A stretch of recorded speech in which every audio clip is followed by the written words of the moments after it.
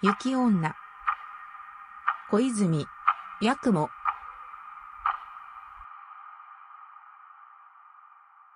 武蔵の国のある村に、重作、美濃吉という二人の木こりがいた。この話のあった時分には、重作は老人であった。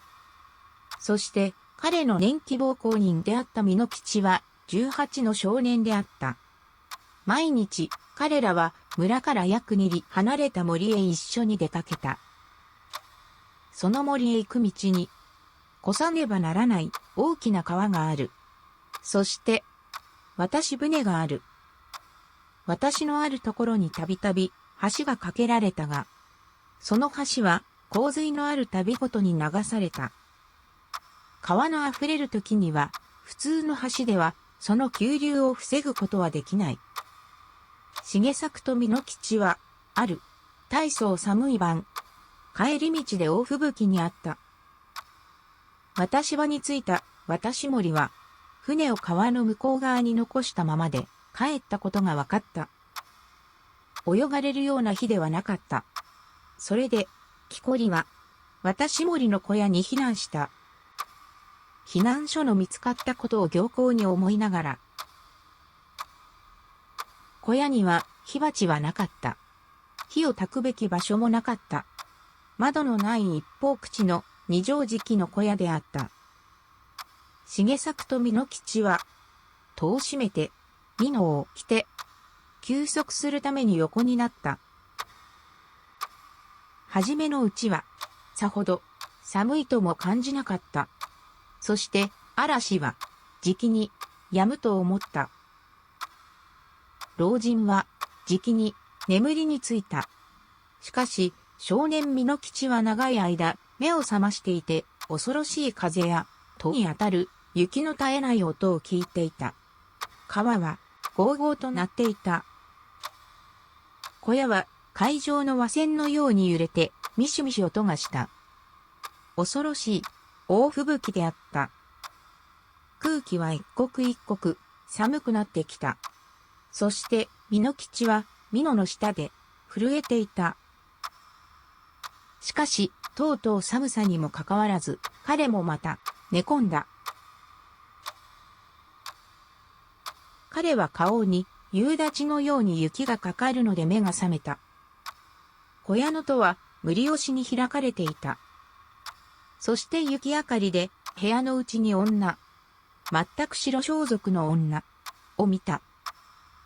その女は、重作の上にかがんで、彼に、彼女の息を吹きかけていた。そして彼女の息は、明るい白い煙のようであった。ほとんど同時に美濃吉の方へ振り向いて、彼の上にかがんだ。彼は、叫ぼうとしたが、何の音も発することができなかった。白衣の女は、彼の上に、だんだん低くかがんで、しまいに、彼女の顔はほとんど彼に触れるようになった。そして彼は、彼女の目は恐ろしかったが、彼女が大層綺麗であることを見た。しばらく彼女は彼を見続けていた。それから彼女は微笑した。そして囁いた。私は今一人の人のようにあなたをしようかと思った。しかし、あなたを気の毒だと思わずにはいられない。あなたは若いのだから。あなたは美少年ね。美濃吉さん。もう、私はあなたを害死はしません。しかし、もしあなたが今夜見たことを誰かに、あなたの母さんにでも言ったら、私にわかります。そして私、あなたを殺します。覚えていらっしゃい。私の言うことを。そう言って、向き直って、彼女は戸口から出て行った。その時、彼は自分の動けることを知って、飛び起きて、外を見た。しかし、女はどこにも見えなかった。そして、雪は小屋の中へ激しく吹きつけていた。美濃吉は戸を閉めて、それに木の棒をいくつか立てかけて、それを支えた。彼は風が戸を吹き飛ばしたのかと思ってみた。彼はただ夢を見ていたかもしれないと思った。それで入り口の雪明かりのひらめきを白い女の形と思い違いしたのかもしれないと思った。しかもそれも確かではなかった。彼は重作を呼んでみた。そして老人が返事をしなかったので驚いた。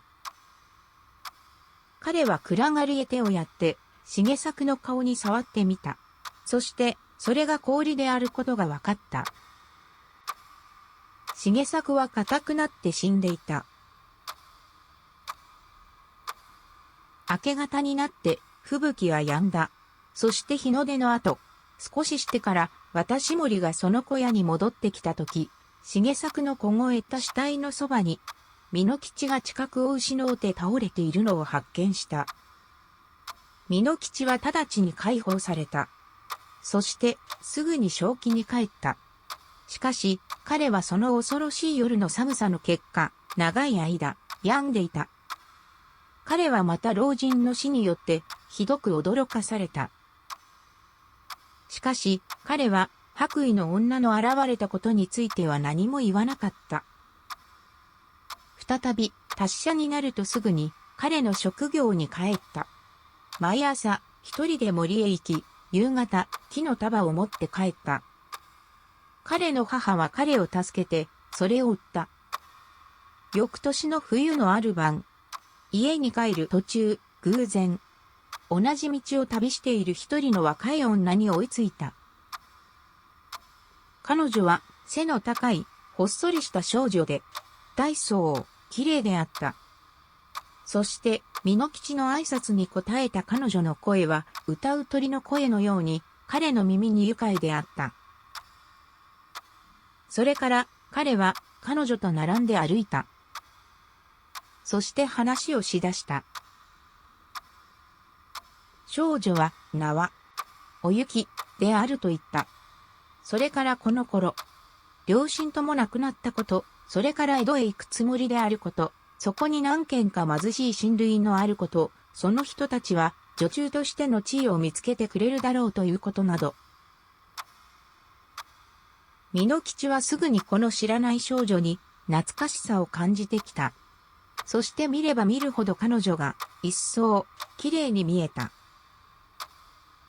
彼は彼女に約束の夫があるかと聞いた。彼女は笑いながら、何の約束もないと答えた。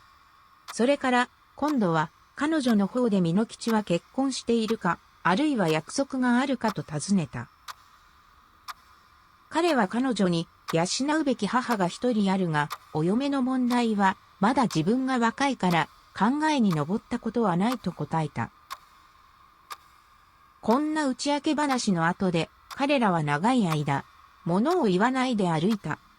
しかし、ことわざにある通り、気があれば、目も口ほどに物を言い、であった。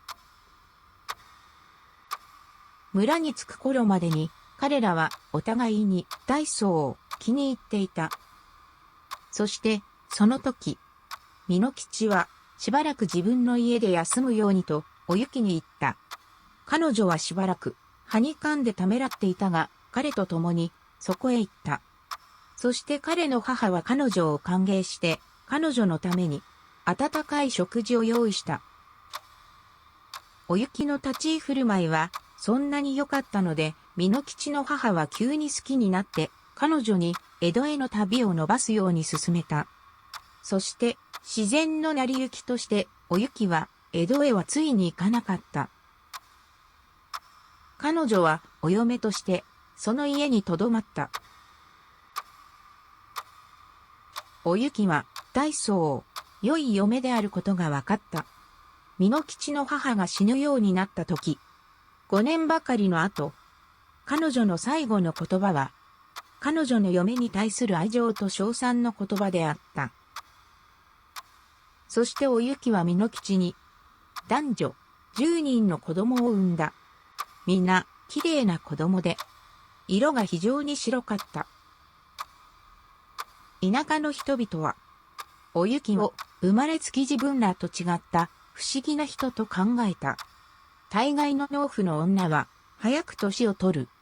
しかしおゆきは10人の子供の母となった後でも、初めて村へ来た日と同じように、若くてみずみずしく見えた。